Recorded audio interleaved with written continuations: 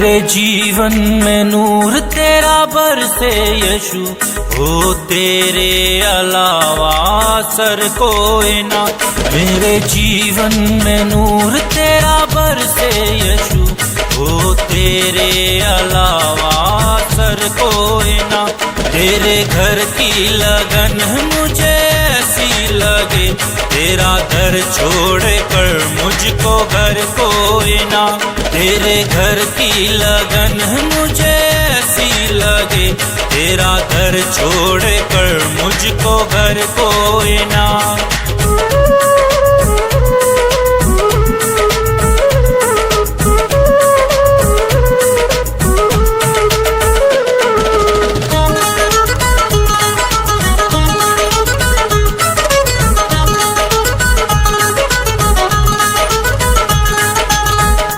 तेरी लोर तेरा नशा जुस्तजू और तेरी धुन, तेरी रूह से मिले मुझे सकून और जनून। तेरी लोर तेरा नशा जुस्तजू और तेरी धुन, तेरी रूह से मिले मुझे सकून और जनून। तेरी रजा वजह सदा बने मेरी जिंदगी, ओ मुरीदगी में मेरी कसर कोई ना।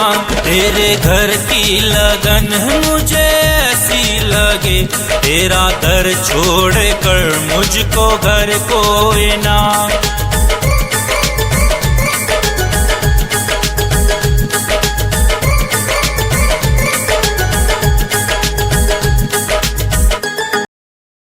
आइए हम परमेश्वर के वचन से पढ़ते हैं। भाई बिलिंद्र के द्वारा परमेश्वर का वचन पढ़ा जाएगा। यूहन्ना उसका 6 अध्याय उसका 16 पद से 21 पद तक लिया गया है। जब संध्या हुई तो उसके चेले झील के किनारे गए और नाव पर चढ़कर झील के पार कफरनहूम को जाने लगे। उस समय अंधेरा हो गया था और यीशु अभी तक उनके पास नहीं आया था। आंधी के कारण झील में लहरें उठने लगी। जब वे खेते खेते 3-4 मील के लगभग निकल गए तो उन्होंने यीशु को झील पर चलते और नाव के निकट आते देखा और डर गए। परंतु उसने उनसे कहा, मैं हूँ, डरो मत। अतः वे उसे नाव पर चढ़ा लेने के लिए तैयार हुए और तुरंत वह नाव उस स्थान पर जा पहुंची जहाँ वे जा रहे थे। आमीन। ये परमेश्वर का पवित्र वचन। प्रभु का धन्यवाद करते सुंदर वचन के लिए। जो वचन हमें अभी पढ़ा है वहाँ पर इसकी हेडिंग है यीशु का पानी पर चलना। जब संध्या हुई या रात हुई या सांझ का समय हुआ तब चेले झील के किनारे पर गए और नाव पर चढ़कर वो कफरनहूम को जाने लगे। क्यों? क्योंकि यीशु मसीह ने उन्हें कहा था कि नाव पर चढ़कर जाओ और मुझसे पहले पहुंच जाओ। उस समय अंधेरा हो गया था और लिखा है यीशु अब तक उनके पास नहीं आया था। यीशु कहाँ था? मैं आपको बताना चाहता हूँ कि यीशु पहाड़ पर गया था। यीशु प्रार्थना करने के लिए चला गया था, क्योंकि वचन ये बताता है 19 पद, आप मेरे लिए 15 पद पढ़े। 15 पद। यीशु यह जानकर कि वे मुझे राजा बनाने के लिए पकड़ना चाहते हैं, फिर पहाड़ पर अकेला चला गया। यीशु ने ये जान लिया था कि कुछ लोग मुझे राजा बनाकर पकड़ना चाहते हैं। वो राजा नहीं बनना चाहता था क्योंकि ऑलरेडी वो राजा था। पर संसार के लोगों के द्वारा बनाए जाने वाला राजा कुछ अपने मतलब के लिए होता है। जैसे कि हम आज सरकार में कुछ नेता को चुनते हैं जो हमारी सुने, पर यीशु मसीह वाकई सुनने वाला प्रभु है। वो राजाओं का राजा है। और यहाँ पर लिखा कि इस बात से वो हटकर एक पहाड़ पर चला गया और चेलों को हुक्म किया कि चेले लोग नाव में बैठकर झील के उस पार चले जाए और उसके बाद वो भी आ जाएगा। और संध्या हो चुकी थी, रात का समय था। वो नाव में बैठ गए, नाव आगे बढ़ रही थी और यीशु उनके साथ नहीं था। वचन बताता है कि यीशु मसीह उनके साथ नहीं था। वचन में आगे पद में लिखा है, बड़े भाई 18 पद। आंधी के कारण झील में लहरें उठने लगी। आंधी के कारण झील में लहरें उठने लगे। हाँ, रात भी थी। जब रात का समय हो और कुछ दिखाई ना दे रहा हो और साथ में लहरें उठने लगे, वो भी किसके कारण से? तूफान के कारण से, आंधी के कारण से। तो चलना दूभर हो जाता है, यात्रा करना और भी ज्यादा मुश्किल हो जाता है। अगर आप चाहते कि आपकी यात्रा सही रीति से चले तो उसमें यीशु आपके साथ रहे तो आपकी यात्रा सही तरीके से हो सकती है।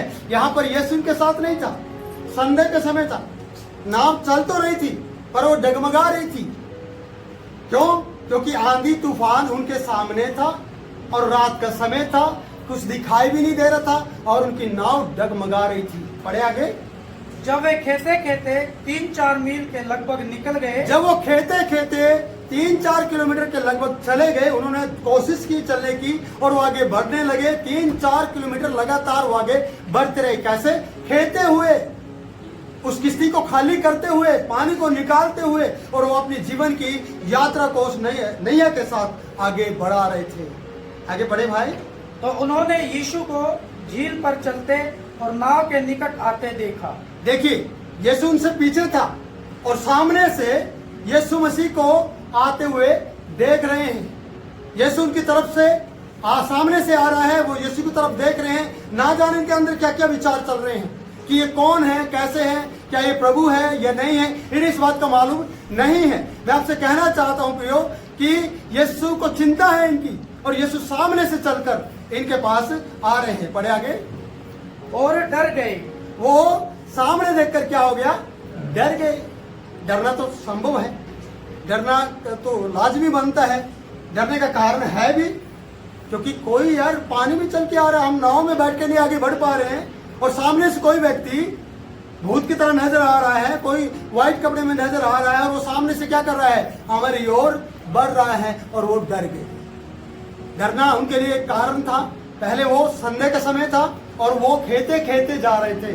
खेते का मतलब वो परेशानियों का सामना कर रहे थे, वो नाव को संभालने की कोशिश कर रहे थे, वो अपनी जिंदगी बचाने की कोशिश कर रहे थे, और वो आगे बढ़ना चाह रहे थे कि वो किसी न किसी तरीके से हो। और सामने से जब इस तरीके की घटना आपके साथ चल रही हो या किसी के साथ चल रही हो, सामने से पानी पर कोई चले, ये बड़ी अजीब सी बात है, ये डरावनी बात है। अगर कोई पानी पर चलते उनके सामने आए, वो डर गए। आगे क्या लिखा है बताएं?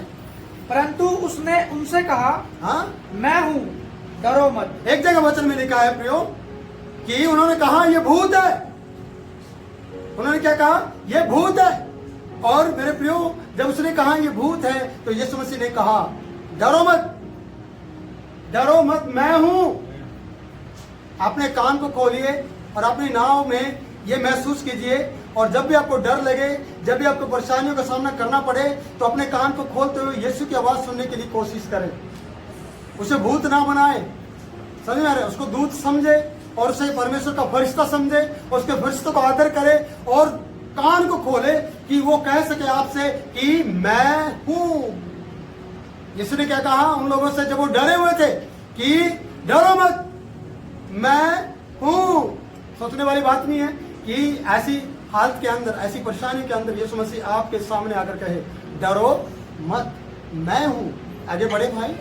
अतः वे उसे नाव पर चढ़ा लेने के लिए तैयार हुए।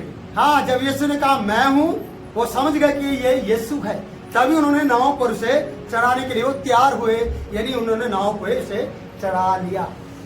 सोचना, आपकी जीवन की नैया में क्या यीशु मसीह को चढ़ाने के लिए आप तैयार हैं? क्या यीशु को अपनी नैया में बिठाने के लिए तैयार हैं?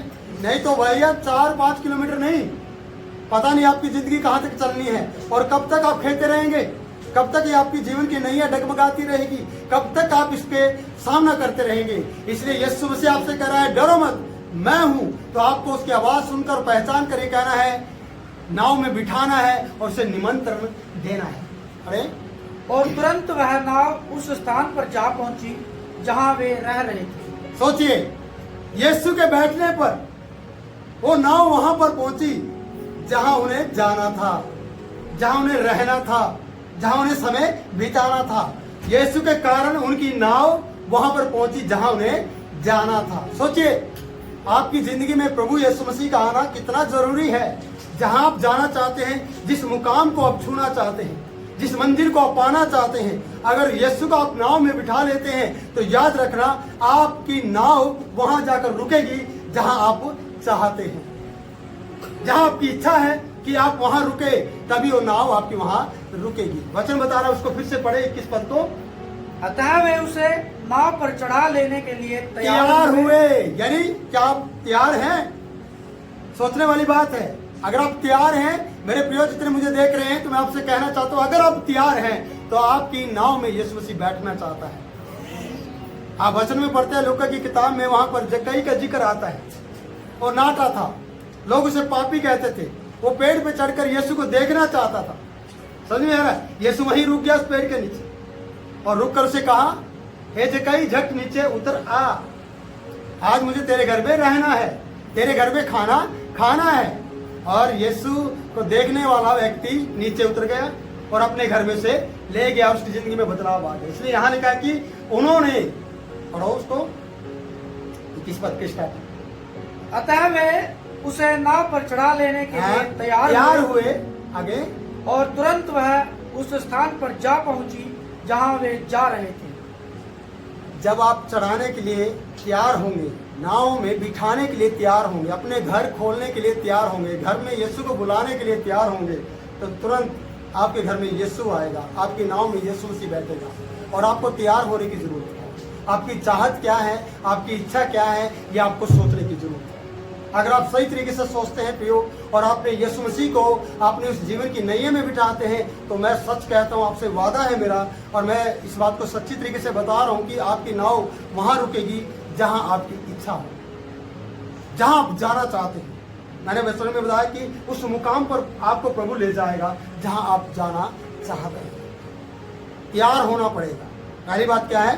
तैयार होना पड़ेगा। क्या है? मर बिना यीशु मसीह के आपको उस नाव में बैठकर आगे बढ़ना होगा, और आप खेते रहेंगे बहुत सी बातें, पर आपको याद रखना होगा कि यीशु कहाँ है। जब आपकी नैया डगमगा रही हो तो आपको याद रखना होगा कि मेरा यीशु कहाँ है। अभी तक यीशु मसीह आया क्यों नहीं? यीशु को आपसे पहले चिंता है, वो सामने से आएगा, पीछे से नहीं। कहां से आएगा? सामने से आएगा और आपको कहेगा, मैं हूं, डरो मत।